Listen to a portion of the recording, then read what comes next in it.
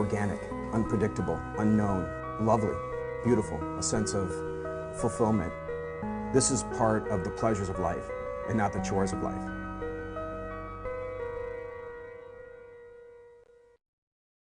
Coming up tonight on Daily Iowan TV. Student government campaigns are starting to heat up here at the university. We have a preview of each of the parties coming up. And do you know what you're doing this summer? Well, some students are spending more cash than they're making in certain internships. We'll have more next. And in sports, one Hawkeye team is ranked for the first time in over 25 years. We've got all this and more. Welcome to Daily Iowan TV.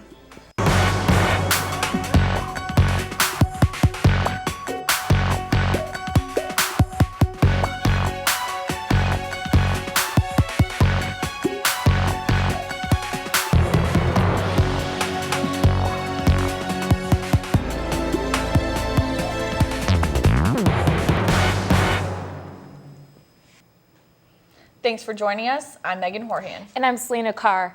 To start out tonight, we have some big news coming from the University of Alabama. According to a University of Alabama news release, Dr. David Grady, the current University of Iowa Associate Vice President and Dean of Students, is going to be transferring to the University of Alabama to be their Vice President in Student Affairs. UA President Judy Bonner announced this today, and Grady's appointment will be effective in June. The UISG presidential race has begun, and it's about to get real. Last night, Responsible, Empowering, Accessible Leadership, also known as the Real Party, kicked off their campaign at the airliner. Students packed into the bar celebrating the start of the race with free pizza. Then at 10 o'clock on the dot, everyone walked over to the Pentacrest for the debut of the official party t-shirts. UI Junior and President of the Real Party, Liz Mills, and her VP, Morgan Britton, addressed the crowd on the steps of the Pentacrest. The party leader said it is time for a party at the University of Iowa that cares about its students and represents their issues. Preparations for the campaign began for Mills and Britton back in December, and they have been anticipating this day from the start. I am just so excited to keep Iowa real and bring our ideas and our platform to campus. We have been working on our platform since day one. It's the most important thing to Morgan and I because we care so much about empowering our students.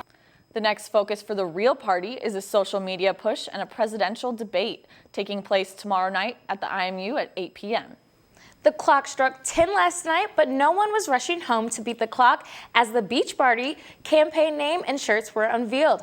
A packed Mondo Saloon hosted the campaign kickoff party for the UISG 2015 elections. 39 senators plus supporters being led by the Beach Party president, Sam Wampler, filled the atmosphere with excitement and hopes to spread their message.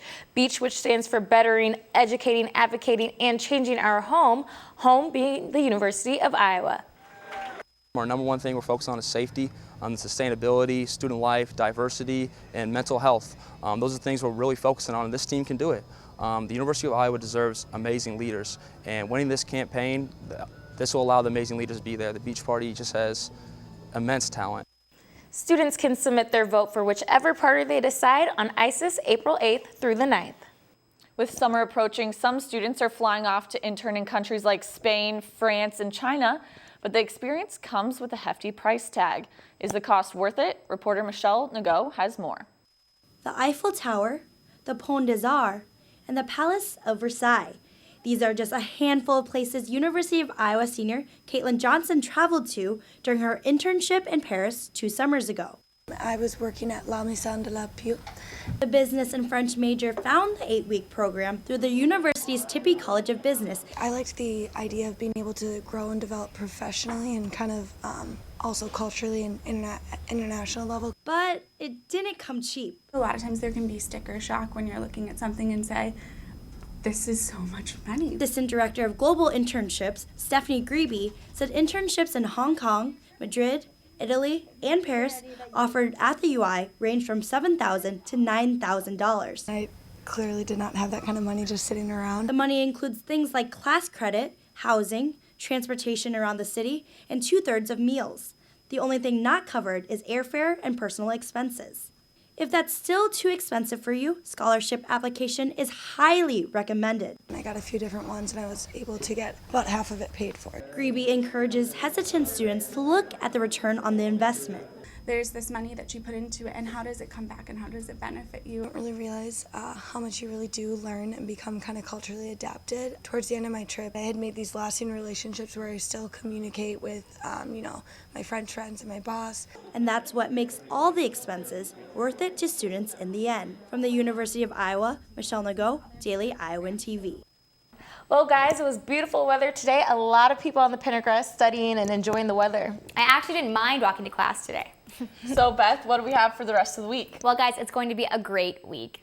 Well, we had some chillier temps this past week that seems to be coming to a halt. The U.S. has seen its first triple-digit temperature of 2015, reaching 101 degrees in Death Valley, California. Record warm temperatures continue to spread across the West Coast. Things are also warming up in Iowa City as we see no temperatures below the 50s in the upcoming week. Tomorrow in the early morning, temperatures will be in the 40s and quickly make their way up to the 50s. Into the afternoon, temperatures continue to rise from the 50s, eventually reaching the mid-60s. And into the evening, temperatures stay in the 60s and drop into the 50s as the night continues. And for the rest of the week, temperatures continue to stay warm as we see the high for the week at 74 on Wednesday. We will be seeing some rain on Thursday with a 90% chance of precipitation and temperatures staying in the high 60s. Friday is slightly chillier in the low 50s and we see 60s for the weekend. And that's all I have for your forecast. Back to you two at the desk. Known as the northern and southern lights, auroras caused by Earth's magnetic field give off stunning visuals that are out of this world. Now NASA scientists are discovering that auroras literally are out of the world. Blake Jorgensen has the details. UI physics professor Jasper Halakis is the head of the Solar Wind Ion Analyzer that is part of NASA's MAVEN mission. I talked to Halakis in December when the MAVEN satellite was just beginning its quest to discover how Mars lost much of its atmosphere. Fast forward to last week, and MAVEN researchers released their first batch of information, including an unexpected twist: auroras on Mars. The whole process may turn out to be very relevant for the escape of atmosphere from Mars. Now, it's too soon to say 100% that, yes, this auroral process is causing escape, but it's something that we're very interested in investigating. Different solar conditions can also contribute to a loss of atmosphere. MAVEN scientists got a chance to witness a coronal mass ejected into Mars by the sun, traveling twice its normal speed. We're really excited to see how Mars and how the escape of atmosphere from Mars changes as a function of that event. The mission has been 11 years in the planning and will run for at least one Earth year, or half a Mars year, but NASA could choose to extend the mission. I would love to see it go for another 10 or 11 years, but we'll see what happens. MAVEN is still early in its time circling Mars, but has already discovered several unexpected phenomena. There's no definitive answer yet as to what happened to the Martian atmosphere, but if MAVEN keeps up its current pace, we should find out a lot about our neighbor planet. In Van Allen Hall, I'm Blake Jorgensen, Daily Iowan TV. One man is dead and another injured after trying to ram a car through a gate of the National Security Agency in Fort Meade, Maryland, while dressed as women. NSA security guards at the gate opened fire on the car and prevented the men from entering. Authorities are investigating the incident, but the FBI does not believe it has any links to terrorism at this time. 8 people were killed and 10 were injured in Florida just after midnight this morning after a packed church van went into careening into a canal. The van belonging to the Independent Haitian Assembly of God Church blew a stop sign, crossed 4 lanes of a rural highway, and went nose first into the water. The group was traveling back to their church in Fort Pierce from a convention in Fort Myers. The Highway Patrol has opened an investigation as to what exactly caused the crash. Definitely a sad story coming out of Florida, Megan. Yes, Selena, but fortunately we do have some good news today. We're going to let the Daily Iowan TV Sports Studio give you an update on the good news in Hawkeye sports. So Taylor, what do you have for us? That's right, Megan. Some great news for the Iowa baseball team after their performance over the weekend. Flying solo tonight, I'm Taylor Mathis. It was announced Monday that the University of Iowa baseball team is ranked 24th in the latest Collegiate Baseball Division I poll presented by Big League Chew. This is Iowa's first national ranking since the 1990 season, where they were ranked as high as number 13 and claimed their last Big Ten regular season title. This ranking was announced after Iowa's impressive performance over the weekend, where they swept 19th ranked Indiana in their Big Ten opening series. Austin Luce was there for the Hoosiers beating and has the recap. Austin? The Iowa baseball team put some serious shockwaves through the Big Ten Conference this weekend as they beat up on perennial powerhouse Indiana, not once, not twice, but by sweeping a 3-game series behind some stellar pitching and some timely hitting out at Dwayne Banks Field. We really pitched well this weekend, and that was something that we hadn't been doing the last couple weeks. Started out really well on the mound, and then the offense I felt like has been slowly getting better each time out. Pitch well they did as the Hawks hurlers outshined the Hoosiers all weekend long.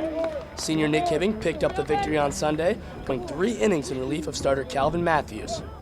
Coach Heller believes being at home may have given his Hawkeye squad a little bit of an advantage this past weekend. And let's face it, I mean, it's good to be home, and it's much better when you're at home when you get a bat last and you got your fans and sleeping in your bed, and a lot of people don't realize how tough it is to go play 20 games in a row on the road.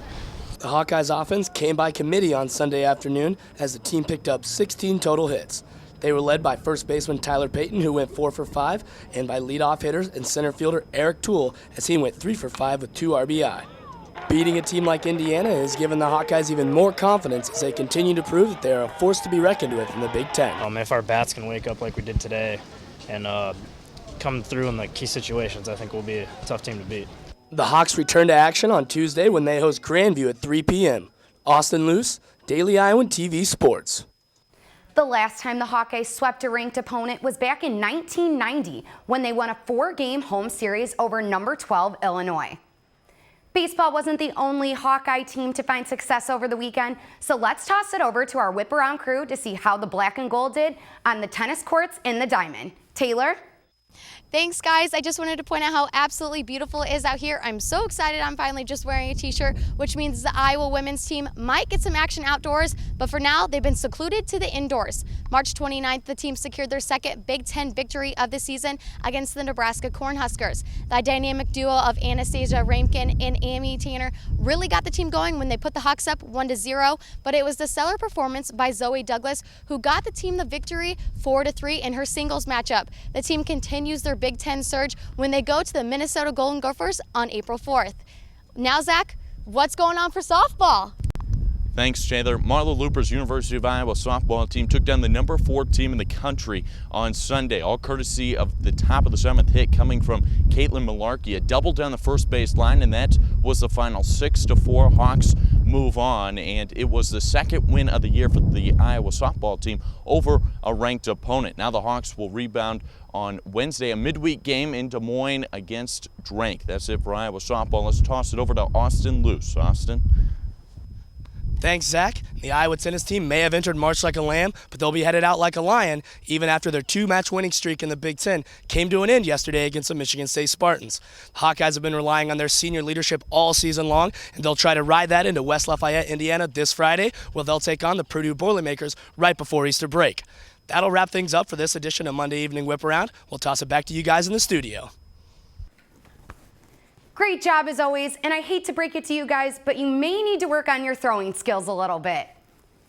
And before I let you go, it was just announced Monday that the Iowa women's basketball senior guard, Melissa Dixon, has been selected to compete in the 2015 State Farm 3-Point Championship. The championship invites the top 8 senior women 3-point shooters in the country to compete. Dixon leads the nation in 3-pointers per game, becoming the first Big Ten player ever to lead the country in 3-pointers per contest. Dixon ranks 6th nationally, 2nd in the Big Ten in 3-point shooting percentage. She also is Iowa's record holder for the most 3-pointers in a career, season, and game. The event will air Thursday, April 2nd on ESPN from 6 p.m. to 8 p.m. And I'm all out of time here in the sports studio. Megan and Selena, back to you at the desk. That's all we have for you tonight, but you can tune in tomorrow for more of the latest news with Daily Iowan TV. That's right, and you can also check out all the breaking news at dailyiowan.com. I'm Megan Horhan. And I'm Selena Carr. Thanks for joining us. Have a great night.